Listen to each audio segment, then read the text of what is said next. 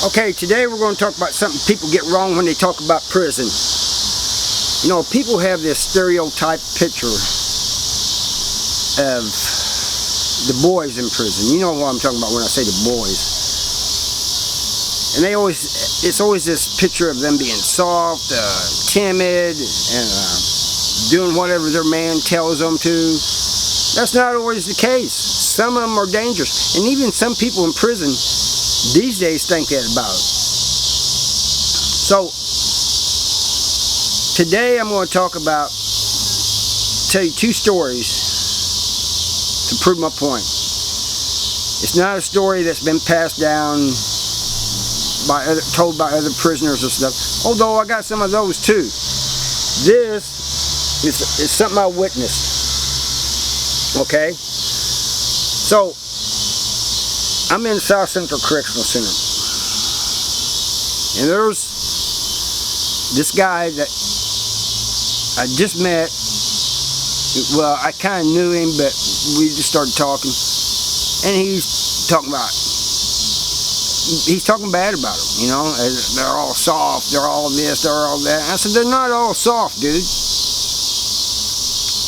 So one day he was going on about them, and he said, to prove my point, I'm going to show you. So there's a group, and he just started taunting them. And he's right. Some of them are like that. Some of them are soft and put their heads down, and most of them did. But this one, older one,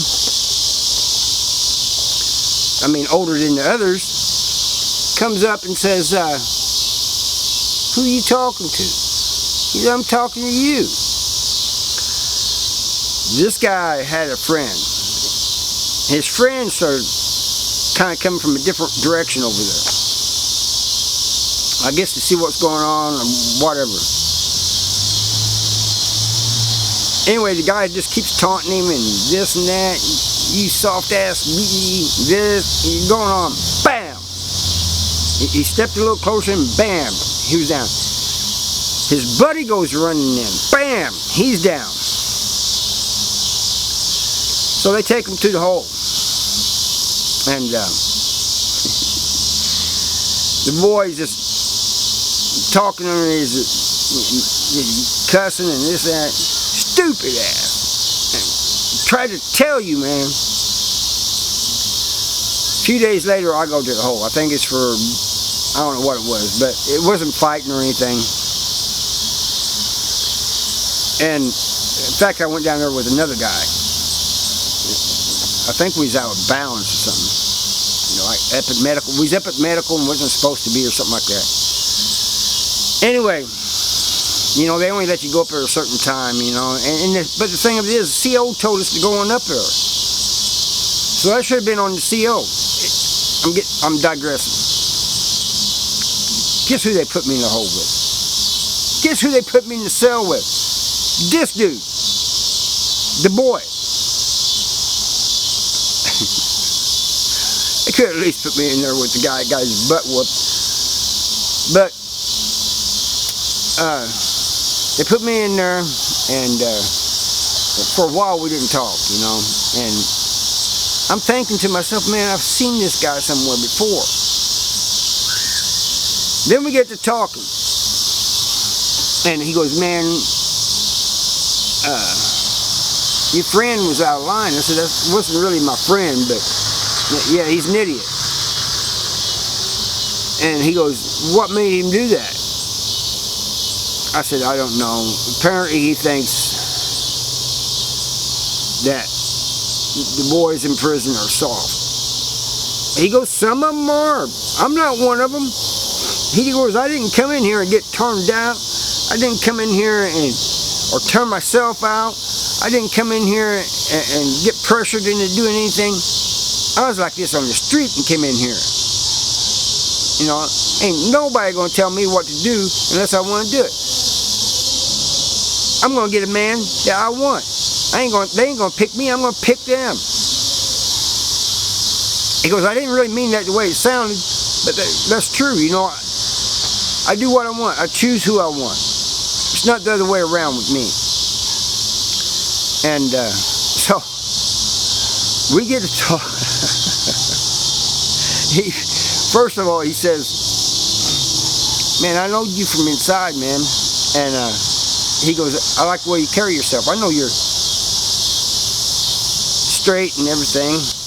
But he said, you don't let people control you either, you know. And he said, you just stay to yourself, you stay quiet, this and that. He goes, that's the way you're supposed to be, man. He goes, I have respect for you. You're your own person. But we get to talking about those at the walls who was boys, and then when you get to another prison, you might see them, because I've been in several prisons. They're different. You know, their chest all out and stuff. And so we're kind of laughing about that, you know. Joke. Well, I was. He wasn't laughing too much about it. He goes, fake ass. He goes, that's what I'm talking about. I don't like the ones who are fake. You know. Now they want to be hard after taking something hard. And so I'm laughing. This dude is funny. And he goes, I'm for real, man. He goes, man, just be yourself, man. Don't, you know. And he goes, they change up. And I said, well, maybe they was forced into it, and so now they're trying to get out of it. You know, they don't want to be gay no more. He goes, what do you mean not be gay no more? Once you're gay, you're always gay. And this goes on and on. And I said, hey, I said, there was when I went to the hole at the walls one time, I said, you know how they have 3 or 4 cells? Sometimes they don't take you to the hole, but they have in the same the housing you're in, like 3 houses, they got this cage, and he goes, yeah, I know what you're talking about. Sometimes they'll put you down there. It's like the hole in population. I said, yeah. I said, I was in there one time. And I said, I had a cellie, but I said, they brought this guy down. So his whole midsection was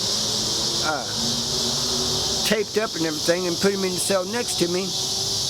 And I said, he calls me over to the bars and says, hey, you want to know what happened to me? And he goes, I think I know who you're talking about. He says, but go on, I want to see if it's the same person. And I said, no, I said, it's none of my business.